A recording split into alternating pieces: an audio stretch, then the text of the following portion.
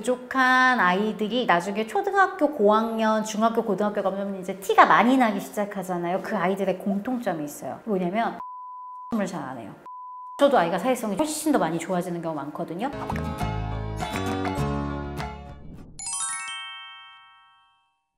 그 흔히 이제 애들이 집에 와서 이런 얘기 하잖아요. 누가 나한테 뭐라고 했어 라든가 누가 뭐 껴주지 않아 라든가 아니면 난 걔랑 놀기 싫어 이러면 이제 부모님들이 일반적으로 하게 되는 얘기가 그러지 말고 잘 지내. 모든 친구가 다 네 마음에 들 순 없잖아. 이렇게 얘기하게 돼요. 왜냐면 우리가 그렇게 많이 배웠거든요. 이러다 보면 나중에 진짜 사회성이 가짜로 자라요. 진짜 사회성이 아니고 그냥 겉으로 보기에 잘만 지내는. 내 속은 막 썩어 들어간다라든가 아니면은 진짜 내가 친하게 지내고 싶은 사람들과 당연하게 갈등이 생겼을 때 얘를 어떻게 풀어나가야 되는지 모르는 상태로 어른이 돼요. 우리 아이들이 진짜 사회성에 대해서 배울 수 있는 기회를 줘야 한다. 사회성이 잘 발달한 아이, 그러니까 어떤 아이를 우리가 사회성이 잘 발달했다고 볼 수 있을까? 혹시 보신 적이 있는지도 궁금하고. 그럼요. 네. 이게 꽤 이제 그런 아이들을 본 적도 있고 놀이치료 하거나 아이들 상담하면서 아이들이 실제로 이제 문제 능력이 좋아지면서 해결력이 좋아지면서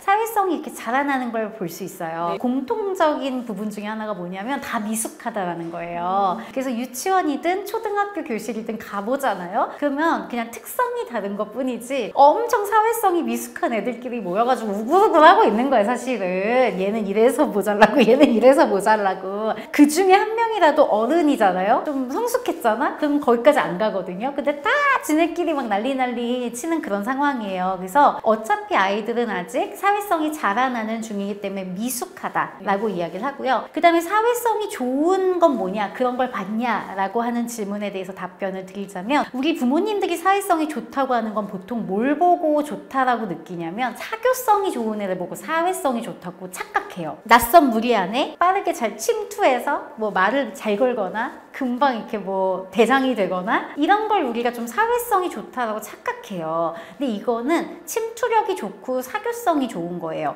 왜냐면 진짜 사회성은 아이들끼리 좀 익숙해지면서 놀다가 보면 그때 이 아이가 사회성이 좋은지 안 좋은지 그때 볼 수 있어요. 왜냐면 모든 인간관계는 갈등이 있어요. 갈등이 원래 필연적으로 있는데 갈등이 생기는 이유는 얘가 원하는 거와 얘가 원하는 게 다르기 때문이죠. 그러니까 이 둘이 다 원하는 게 달라. 그러면 이걸 어떻게 해결할까라는 거예요. 나는 기차놀이 하고 싶은데 친구는 소꿉놀이 하고 싶은 거야. 그러면 사회성이 좋은 애들은요 그냥 무조건 그럼 네가 하고 싶은 거 하자 아니면 내가 원하는 거 하자 이러지 않아요. 내가 원하는 걸 얼마나 하고 그 다음에 네가 원하는 거 할까? 조금 더 이제 잘 설득하는 애들은 네가 원하는 거 먼저 하고 그 다음에 내가 원하는 거 하자 이런 아이도 있고요. 되게 영리하게 그럼 난 기차 만들 테니 너는 이거 세팅하라는 거죠.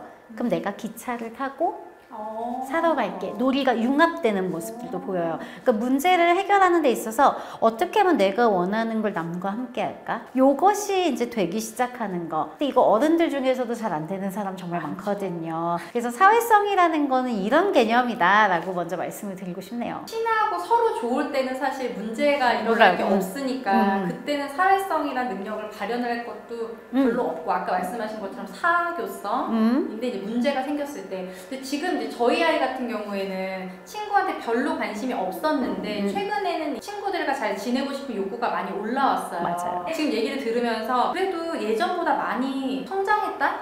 그럼요. 네, 이런 생각이 드는데 내 마음은 사교성이 좀 있었으면 좋겠는데 그죠. 사교성은 사회성이 많이 발달되면서 사교성이 늘기도 해요. 왜냐면 이 사교성, 그러니까 처음에 침투가 잘 안 되는 이유가 아이들마다 다 특성은 다르겠지만 특히나 이 대인관계에 대한 민감도가 별로 없거나 아니면 반대로 불안이 되게 높은 케이스여서 막 너무 예측되는 거예요. 내가 이거 같이 놀다가 결국에는 뭐 얘랑 갈등이 생기겠지 막 이런 게 되면은 애들이 싫은 거죠. 근데 내가 문제를 해결할 수 있다는 걸 알게 됐어. 내 자기감이 발달했어. 그러면은 이제 좀 더 안전하게 그냥 이렇게 탁탁 들어갈 수 있는 힘이 생기는 거예요. 그래서 사실은 사회성이 생기고 나면 사교성을 키우기는 굉장히 조금 더 수월합니다. 사회성이 어떻게 보면 더 고난이도이기 때문에 갈등이 생기는 게 되게 차이 없었으면 좋겠어 이런 마음이 너무 이해가 되는데 좀 부모는 당연히 그렇죠. 근데 아이들도 그렇고 성인도 그렇고 무조건 한쪽으로 좀 쏠릴 수밖에 없어요. 무슨 말이냐면 이 자기 성향에 따라서 기질적인 특성에 따라서 어떤 아이들은 좀 더 내 욕구보다 타인의 욕구한테 맞추거나 내가 좀 참거나 이러는 쪽을 좀 더 선택하는 아이가 있고, 그 다음에 어떤 아이들은 내게 조금 더 우선시 되는 아이들이 있어요. 이거는 사회적 민감도라는 기질적인 특성에 따라 나눠지는데, 그러면은 이제 우리 아이는 주로 쓰는 전략이 예를 들어서 이쪽은 그래 그럼 네가 원하는 거 먼저 하자 뭐 라든가, 아니면 아예 말도 못하고 그냥 친구가 하자는 거 하거나 이런 케이스가 많을 거고, 이제 반대로 사회적 민감성이 조금 낮거나 불안이 높은 아이들 같은 경우에는 난 내 거 할래 이러면 상대방이 먼저 수그리고 들어오는 경우도 있죠. 그래서 이제 여기에서 얼마나 예외의 것도 해볼 수 있게끔 우리가 조금 기회를 주고 가르치냐 이런 거지, 세상에 완벽한 사회성의 스탠다드를 갖춘 아이 없고, 우리도 그렇지 않고 또 개개인의 독특한 특성은 되게 중요하고요. 우리 아이가 가지고 있는 기질에서 부족한 부분들의 경험을 할 수 있도록 그쵸. 그런 새로운 문제를 풀어볼 수 있도록 자꾸 그런 상황들을 만들어주면 좋겠어요. 그러니까 우리가 흔히 심리학에서 홍수요법 같은 얘기를 많이 해요. 그냥 그 자극에 아이나 사람을 그냥 노출시킨다. 효과가 있는 방법 중에 하나인데, 아이들에게는 저는 개인적으로 홍수요법을 추천하진 않아요. 왜냐면 이걸 많은 갑자기 쏟아지는 자극을 감당하기에는 성인보다 경험도 적고 인지 능력도 아직 부족하기 때문에 조금씩 그런 케이스를 만나게 하면서 또 좀 편한 상대도 만나면서 유능감도 느끼고 이렇게 잘 버무려지는 게 좋지, 갑자기 우르르 쾅쾅쾅쾅 하면은 애가 으악 하면서 이제 기겁하게 되는 거죠. 그래서 일부러 만드는 것까지는 권하는 게 좀 제가 부담이 된다면, 그냥 이 상황이 발생했을 때 얘가 또 이래 이것보다는 가르칠 수 있는 또 기회가 생겼구나 이렇게 보시는 쪽을 저는 조금 더 추천드리고 싶어요. 그러니까 문제임을 알아차려야 돼요. 문제이고 가르칠 수 있다. 기회다. 기회다. 보통은 이제 아이가 사회성 때문에 고민이 되면 부모님이 얘가 갈등을 마주했을 때 같이 불안해지다 보니까 그럼요. 그거를 해결 쪽으로 가기보다는 맞아요. 약간 회피하거나 놀이터에서 자꾸 싸우면 안 데리고 그렇죠. 나가든지 그쵸. 그런 상황들이 생기는데, 어릴수록 사실 그런 문제에 노출이 됐을 때 좀 사회에서 배려해주는 것도 더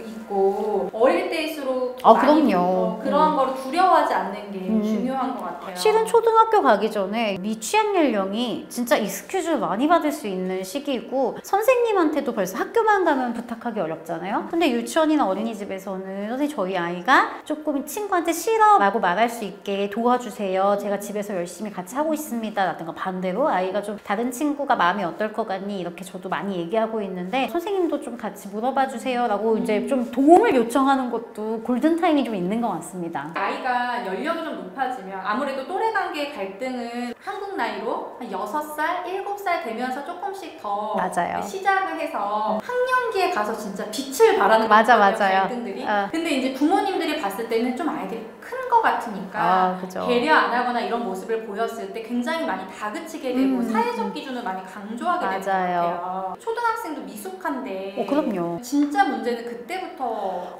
이게 사실은 제일 약점인 시기가 초등학교 시기예요. 사회성에 있어서는. 왜냐면 이전에는 만난 적이 없는 문제들을 마주하고요. 지금 여러분을 20명이 넘는 교실에서 매일 좋든 싫든 그 애들이랑 만난다고 생각해보세요. 우리 중에 누구도 지금 안 좋아해. 근데 애들은 지금 그걸 맨날 하고 있는 거예요. 이제 인사이드 아웃 보면은 가족섬은 되게 작아지고 우정섬이 커지거든요. 그러니까 또래 관계는 더 중요해져. 근데 나는 스킬이 아직 부족해. 그러니까 지금 엉망진창이에요. 그러니까 부모가 봤을 때 몸만 산만한 거지, 우리가 옛날 어릴 때의 두뇌 발달, 언어 발달 이런 게 먼저 되니까 이거는 완성형에 가깝게 가고 있지만, 정서 발달, 사회성 발달은 이제 뒤늦게 후발주자예요. 그러니까 초등학교는 미숙한 거 너무 당연하고, 애들이 문제 해결하고 있는 거 보거나 친구들하고 말하고 있는 거 보면 저렇게 말하면 진짜 미움받는데, 이런 말이 절로 나오죠. 아이가 실은 이걸 문제라고 인지를 해야 하거든요. 우리가 계속 아이한테 너 그렇게 얘기하면 미움받아, 위험하다라고 얘기하는 게 우리 입장에서는 예방접종처럼 아이한테 해주고 싶은 거지만 엄마 나 친구가 나 밉대 해서 얘기 들어보니까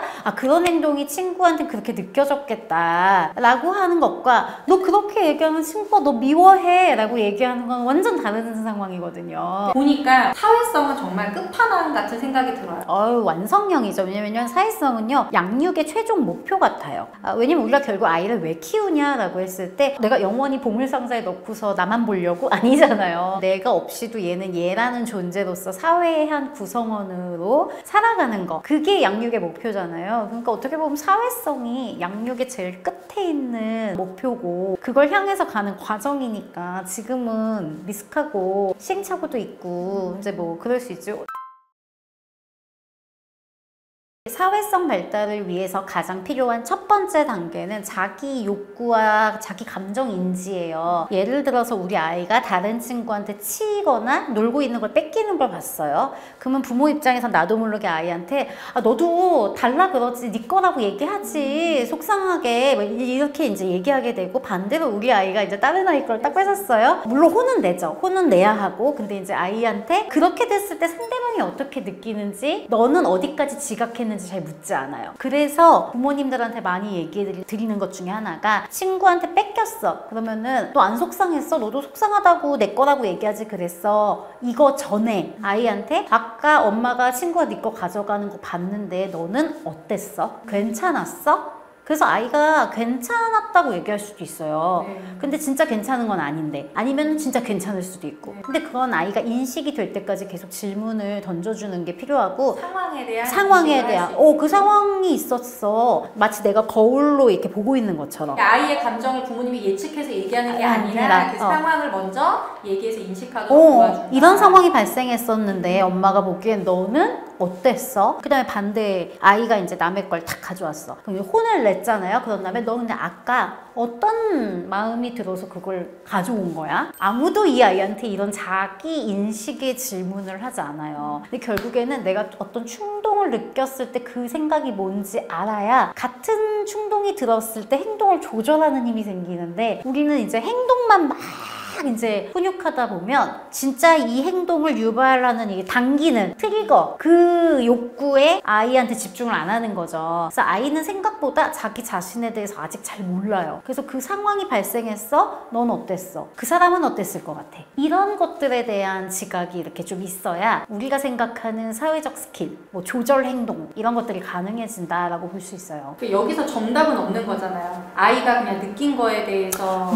자꾸 인식력이 생기는 게 중요해요. 이제 상담하다 보면 어떤 아이들은 사실은 생각해보니까 기분이 나빠 이렇게 얘기하기도 하고, 갖고 싶어서 자기 감정 인식이 되는 거야. 그럼 이제 다음 단계로 상대방 친구는 왜 가져간 것 같아? 아니면 네가 가져갈 때 상대방 친구는 어떻게 느꼈을까? 그 다음에 이제 타인 감정 인식으로 넘어갈 수 있어요. 그래서 우리가 그냥 심리학에서도 보면 자기 조망 돼야 그 다음에 타인 조망 되는 거거든요. 이거 너무 당연한 거예요. 인간이 그렇게 만들어졌어요. 그래서 자기 조망할 수 있는 질문, 그것부터 시작하는 게 굉장히 사회성 발달의 거의 절반을 다 먹고 가는 거다. 많이들 물어보시는 게, 상대방 아이가 옆에 있잖아요. 예를 들어서 우리 아이가 근데 뺏어온 입장이면 그때 어떤 것부터 아이한테 가르치는 게 좋을까? 왜냐면 엄마도 사회적인 관계가 있다 보니까 그럼요. 현명하게 대처하는 팁이 좀 있을 것 같아요. 내가 어떤 입장이냐에 따라 다르긴 한데요. 예를 들어서 지금 얘기하신 것처럼 우리 아이가 가해를 했어. 우선 상대방 엄마와의 입장도 있기 때문에, 왜냐면 내가 가르치지 않는 부모인 것처럼 보이면 더 이상 이 사회적 관계를 배울 수 있는 관계망 안에 우리 아이가 들어갈 수가 없어요. 그렇기 때문에 미안해 라고 얘기하고, 제일 중요한 게 아이가 손에 들고 있으면서 미안해 라고 말하는 건 소용없어요. 항상 말과 행동은 언행일치여야 돼요. 들어서 이 아이한테 주게끔 하거나 네가 스스로 주지 않는 걸 선택하면 엄마가 이걸 친구한테 다시 되돌려주는 거를 선택할 거야 라고 얘기해서, 아이가 되도록이면 직접 주는 게 제일 좋고, 아니면 옮겨서라도 미안해 라고 이야기하는 거, 그게 먼저 이루어지고, 중요한 건 그러고 나서 바로 아이를 데리고 조금이라도 떨어진 곳에 가셔서 지금 얘기한 거 무슨 생각으로 가져온 거야 거야. 네가 그렇게 하니까 친구가 어떤 반응을 보였어. 저는 이 책에서 이걸 되감기라고 얘기하거든요. 상황 되감기. 얘네들은 왜냐면 충동에 의해서 이렇게 흘러가고 나서 기억이 안 나요. 그래서 제가 직접 이렇게 상담할 때 애들한테 질문해보면 몰라요 이래. 몰라요.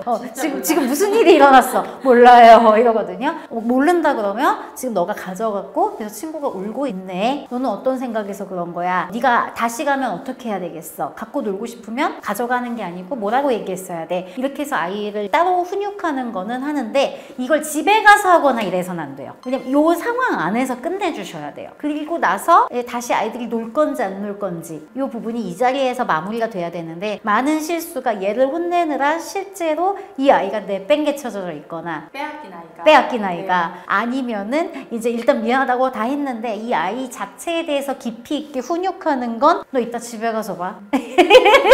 이제 이렇게 되면은 집에 가면 기억이 안 나요. 지금도 기억이 안 나요.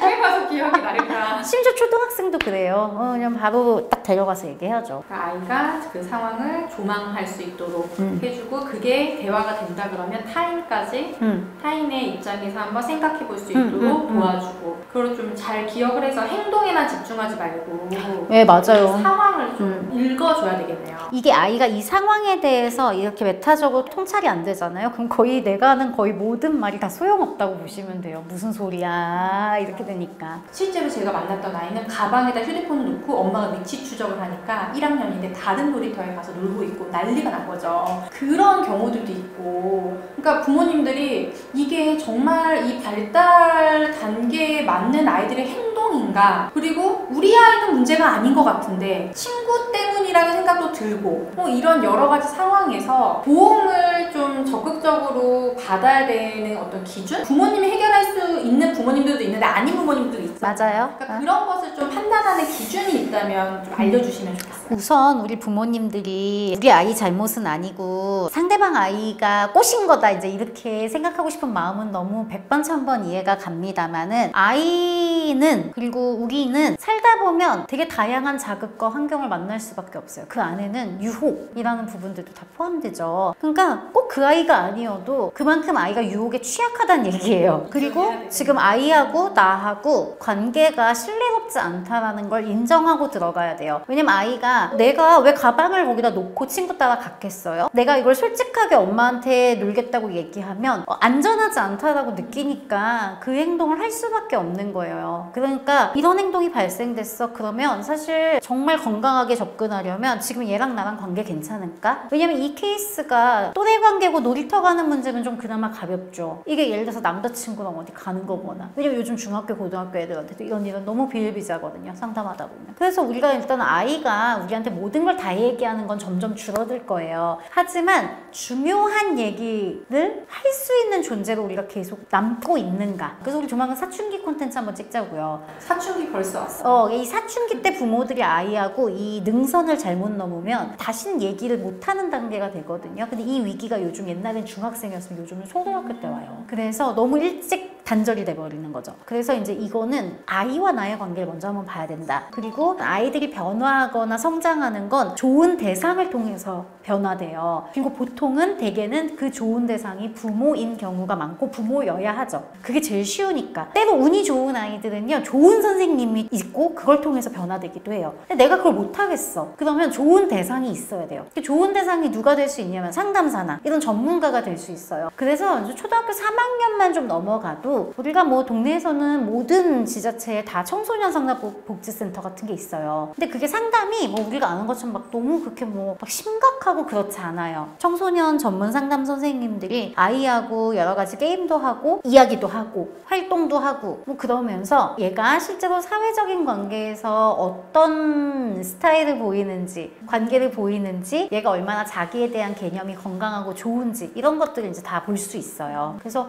그런 기관들을 사설이든 아니면은 국가에서 운영하는 거든 굉장히 쉽게 되어 있으니까 내가 이제 좋은 대상 되기 어렵다. 그러면 다른 좋은 선생님이나 대상들을 찾아보고 이것도 좀 어렵다. 이러면은 잠깐이나마 좀 상담을 받아보게 하는 것도 저는 너무너무 중요하다고 생각합니다. 그거 너무 좋은 것 같아요. 아이에게도 좋은 롤모델을 만들어주는 그럼요.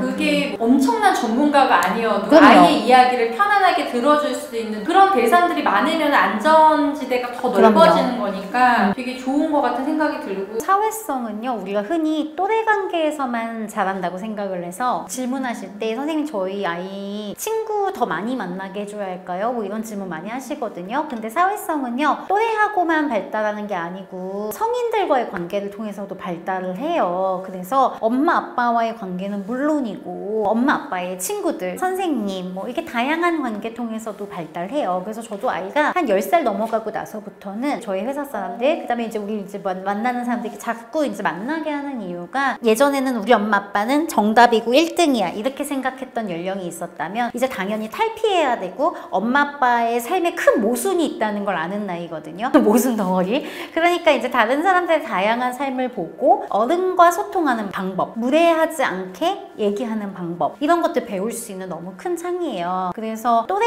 관계뿐만 아니라 다양한 다른 연령대의 관계도 굉장히 주어질 수 있는 상황이면 되게 도움이 된다. 너무 중요한 얘기인 것 같아요. 말씀하셨지만 또래들은 다 미성숙하기 때문에 맞아요. 그 안에서 이제 경험하는 것도 있는데 배움에 있어서는 성숙한 누군가의 개입이 필요한데 저도 지금 이렇게 대입을 해봤을 때 자꾸 친구 관계로만 생각하지 않고 조금 더 성숙한 누군가를 많이 만나게 해주는 상황을 만들면 좋겠다라는 게 진짜 딱 생각이 들면서 부모님들도 그렇게 좀 생각해 보셔도 도움이 될 것 같아요. 그렇죠. 요즘에 사실은 그런 상담 기관들도 많고. 그럼요. 근데 뭔가 거기에서 친구 사귀는 방법을 확실하게 딱 배우고 뭔가 변화를 딱 원하고 이렇기 때문에 그렇게 접근하면은 부모님들이 갈 데가 없어 이런 거지. 사회성이 그렇게 마법처럼 변할 거면 누구나 다 지금 세상이 너무너무 좋은 세상이겠죠. 근데 사회성만큼이나 공을 많이 들여야 하는 작업이 없어요. 자기에 대한 이해부터 축축축축 쌓아 올려야 하는 거라서 좀 임계치를 채우는 시간이 필요한 건 있지만 좋은 상호작용을 많이 경험할수록 빨리 자라나기는 해요. 맞아요. 그래서 우리 부모님들이 아이하고 놀이할 때 꼭 사회성 발달이 또래하고 놀이할 때만 생긴다 이렇게 아니고 일상생활이나 아이하고 놀이할 때요. 그때 아이가 자기 인식을 많이 할 수 있게끔 반응해주는 방법이 되게 도움이 많이 돼요. 예를 들어서 아이가 뭔가를 끼우려고 막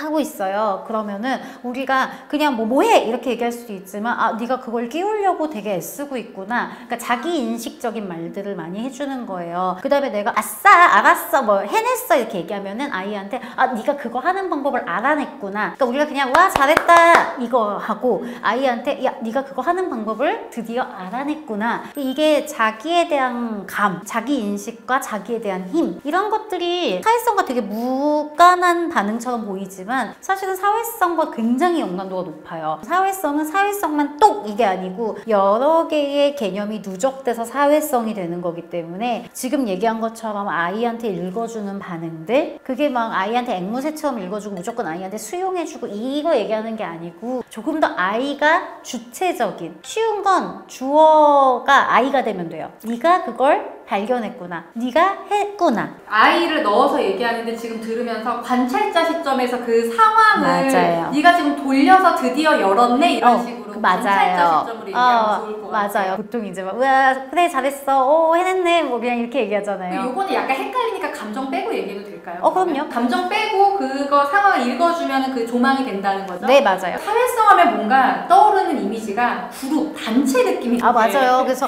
그룹 수업 받아야 되나요? 뭐 이런 얘기를 단체 같은데 사실은 그 사회성을 기르는 굉장히 중요한 키는 개인부터 출발한다는 거잖아요. 맞아요. 그래서 상담센터에서도 부모님들 오셔서 얘가 사회성이 부족해서 사회성 그룹 수업 받고 싶어요 라고 얘기하시는데 보통 사회성 그룹만 들어가는 경우 별로 없고 반드시 놀이치료사나 상담사랑 개인 1대1 관계를 많이 해요. 그렇게 하면서 우리가 이 아이가 얼만큼 자기감을 갖고 있거나 전략이 있는지 없는지도 파악하고 그리고 얘가 어쨌든 좋은 대상이랑 이렇게 힘을 키워야지만 또래 관계에서 얍! 할 수 있는 힘이 생겨요. 아니면 참을 수 있는 힘이 생기거나. 그래서 사회성은 어떤 그룹, 큰 거 이런 개념이 아니라는 거, 이 오해만 걷어내도 사회성에 대한 개념이 훨씬 더 맑아지실 것 같아요. 예민한 아이를 키우는 부모님들이 몇백 분이 단톡방에 모여 있거든요. 근데 거기에서 부모님들이 가장 안타까워하는 게 뭐냐면 그런 개인 치료들은 많이를 받고 있는데 짝을 못 만나서 짝 치료 하고 싶고 그룹 수업 하고 싶은데 딱 그 상황에 맞는, 왜냐면 지능 수준도 맞아야 되죠. 그 기질적인 것도 맞아야 되죠. 이러니까 지역도 맞아야 되죠. 그러니까 이게 찾기가 힘드니까 계속 짝만 찾다가 못 만나는 경우들이 많다고 하는데 그렇게 슬퍼 생소할 일이 아니라는 생각이 들어요. 네, 맞아요. 충분히 그런 과정이 있으면 물론 이제 뭐 좋은데 뭐 그게 없다고 해서 뭐 지금 사회성 치료가 안 되고 있다라던가 뭐 발달이 안 되고 있다라던가 네. 이렇게 보기는 되게 어렵고, 특히 이 책에서도 질문이 나온 것 중에 하나가, 선생님 저희 아이가 소수의 아이들하고만 노는데 좀 일부러라도 놀이터에다가 막 좀 이렇게 밀어넣고 좀 많이 만나게 하고 그러면 어떨까요 하시는데, 아이가 다수의 인원과 물론 만나고 소수랑도 잘 만나면 좋지만 수줍음 많고 이런 아이들한테 많이 권하는 건, 얘가 그나마 좀 편안하게 생각하는 소수의 아이들과 좀 더 반복적으로 다양한 상황을 마주하게 하는 게 더 낫다라고 얘기 많이 드려요. 왜냐면 내가 분명히 편하고 좋아하는 친구들이긴 한데 같이 있다 보면 갈등도 생기고 좋기도 하고 그런 거 있잖아요. 이 관계의 흐름, 요걸 경험하는 게 진짜 사회성이지, 만약에 너무 힘들어하는 아이가 이번 주에는 A, 다음 주엔 B, 그 다음 주엔 C 이렇게 만나면 계속 초기 경험. 근데 얘는 보통 한참 걸려. 요것만 되거든요. 실패만 계속. 네, 그래서 조금 더 관계의 깊이와 곡선을 경험하게 하는 거 되게 중요하다. 좋은 것 중에 하나는요, 부모님들이 많이 어려워하지만 정 안 되면 일주일에 한 번만 하라고 권하는 것 중에 하나가 아이하고 딱 10분 정도 주도권을 완벽하게 주는 놀이에요. 그렇게 해서라도 내가 안전하게 주도하는 시간이 있어야 연습 시간인 거예요. 밖에 나가기 위한, 이런 안전한 관계를 통해서, 내가 리드해보는 관계를 통해서 이제 밖에서 좀 할 수 있고, 반대로 되게 제멋대로 이거 막 이런 아이들도 아이가 주도하는 시간 안에 제한 설정을 할 수 있거든요. 네가 원하는 여러 가지 방법으로 놀이할 수 있지만 여기는 제한이야, 요거는 할 수 없어, 엄마한테 총 쏘는 건 안 할 거고, 그러면 이 네가 주도하는 놀이는 오늘 끝날 거야. 왜냐면 애들이 부모가 자기한테 집중하면서 놀이하는 건 무조건 다 좋아하거든요. 얘기만 들어줘도 얼마나 좋아해요. 그런데 이 제한 설정을 그때 거는 거예요. 왜냐면 일상생활에서 제한 설정을 막 계속하면 이거는 그냥 훈육인데, 우리가 되게 좋은 놀이 시간에 너의 주도하에 가는데 근데 요건 안 돼, 알지? 이렇게 가면 이건 되게 아주 포지티브한 제한 설정이에요.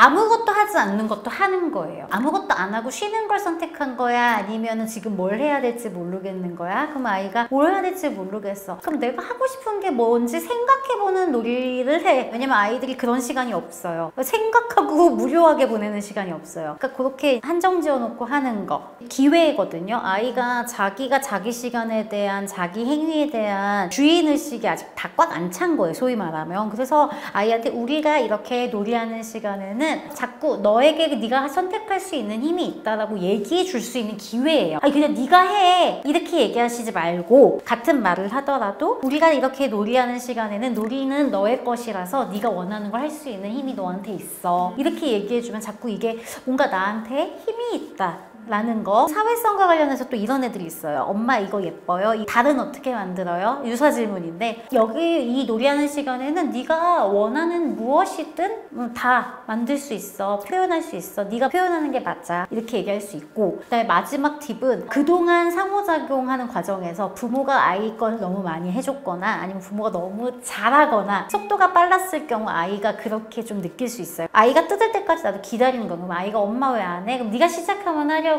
엄마 뜯어? 애가 뜯어? 그러면은 엄마도 뜯어. 아이가 만져? 나도 반죽해야겠다. 아이보다 한 템포씩 늦게 가는 거. 정형화된 어떤 결과물이 안 나와도 그냥 그렇게 하고 끝내도 되잖아요. 그냥 뭉개다가 끝내도 돼요. 뭉개다 끝나고 이게 짧게 끝나도 되잖아요. 네, 맞아요. 근데 이제 어머님들이 이런 얘기를 들으면 뭔가 점토를 가지고 놀이를 해. 그러면 내가 이제 영상 보고 준비한 거니까 약간 한 20분, 뭐 10분, 20분, 되게 긴 시간인데 그거를 좀 얘기를 해. 그 과정이 의미가 아이들이 생각보다 10분 이상 한 가지 갖고 노는 경우가 많지 않아요. 특히 이거 초등학생도 아니고 유아기라면 더더욱 그렇죠. 왜 10분 동안 막 4-5개 뛰는 애들도 많은데요, 뭘. 10분은 나도 놀아주기 힘들. 아까 그럼요. 일주일에 10분 놀아주기 얘기하셨잖아요. 내가 매일 아니고 일주일이라고 했잖아. 사실 그렇게 몰입해서 놀아주는 거 쉽지 않아요. 계속 알람 울리기만 기다리고. 그럼 언제 울리나? 왜 이렇게 10분이. 근데 이것도 내가 준비한 놀이면 부모님들이 뭔가 목적이 있으면 짧게 느껴진다는 거죠. 모든 놀이는, 특히 이제 사회성을 아이와 하기 위한 거는, 과정에서 내가 들려주는 말, 눈빛, 그리고 생각보다 그거 많이 아세요? 사회성이 부족한 아이들이 나중에 초등학교 고학년, 중학교, 고등학교 가면 이제 티가 많이 나기 시작하잖아요. 그 아이들의 공통점이 있어요. 뭐냐면 눈맞춤을 맞춤을 잘 안 해요.